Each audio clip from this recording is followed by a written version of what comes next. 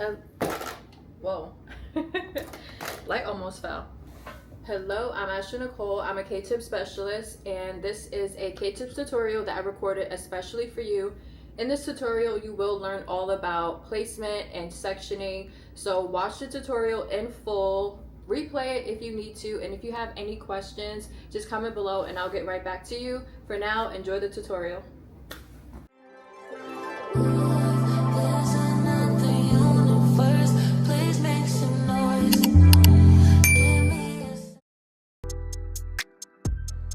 Alright, so let's get right into this install. My client Olivia has been coming to me for 2 years now.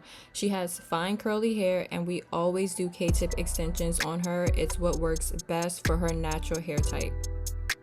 So when I start out, I like to work with a U shape.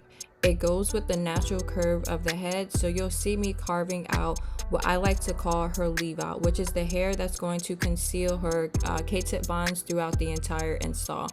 I leave a little bit extra out so it gives her a bit of wiggle room as these extensions grow out, so she never has to worry about pulling up her hair and her extensions being exposed. Clients that have finer hair, you do have to leave a little bit more hair out to ensure that everything is nicely concealed and her extensions cannot be clogged by anyone.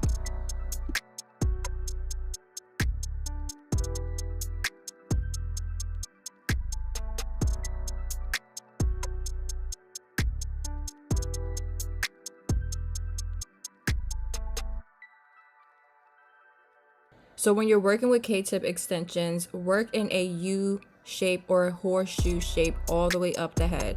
The bonds fall naturally when you do it this way. Take your time when you are sectioning the hair. It is not a rush. You want to make sure your sections are nice and clean and get rid of any flyaways that might be in your way. I cut into the heat protector disc to make it a bit wider, so when I go to slide it onto that section, nothing snags and it slides on so easily and so seamlessly.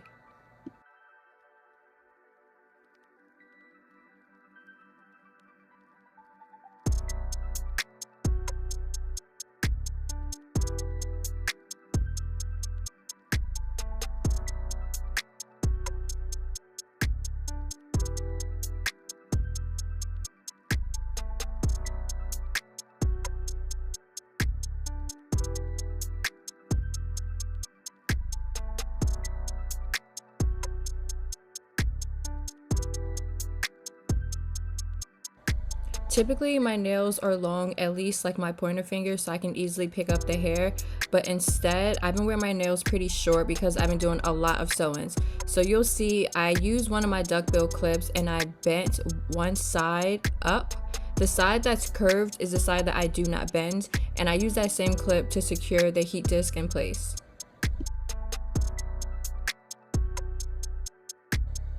Now that the section is nice and secure, you'll see me go in with my rat tail comb and comb downward on the section just to make sure I don't have any hairs that are buckled in between. Here you'll get a really nice view of how I install my K-tip extensions.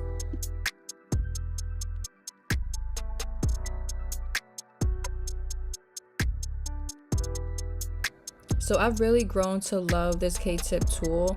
I typically was using the one that is more pointed, but I've grown to really love this one because it's wide and it's flat. So I'm able to heat up the bond in quicker time and I'm able to finish my installs way faster.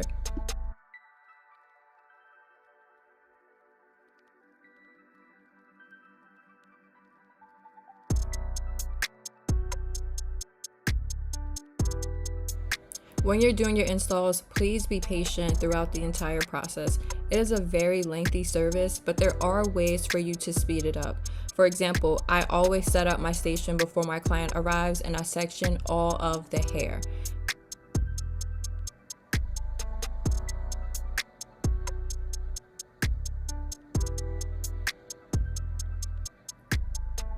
This saves me a lot of time because I'm not stopping to break down bonds for every single section. There are times where I do stop to cut down some bonds because it might be a little too big, but for the most part, all of my bonds are sectioned off already and ready to go.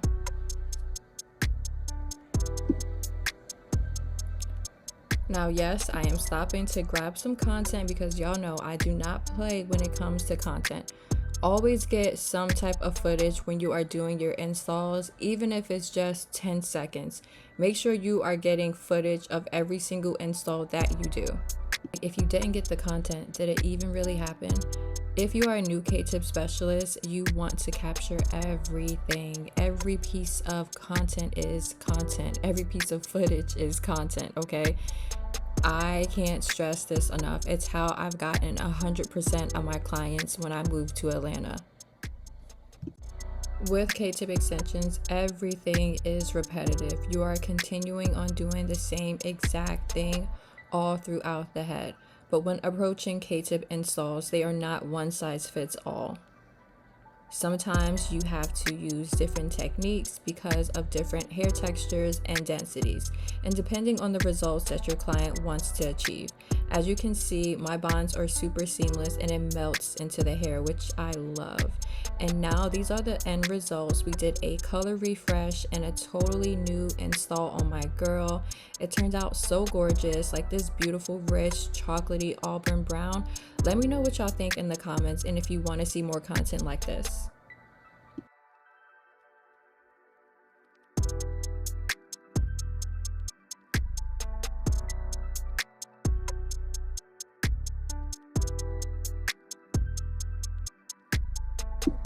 And I do train stylists in my K-tips technique, so if you want to learn, let me know because I would love to teach you.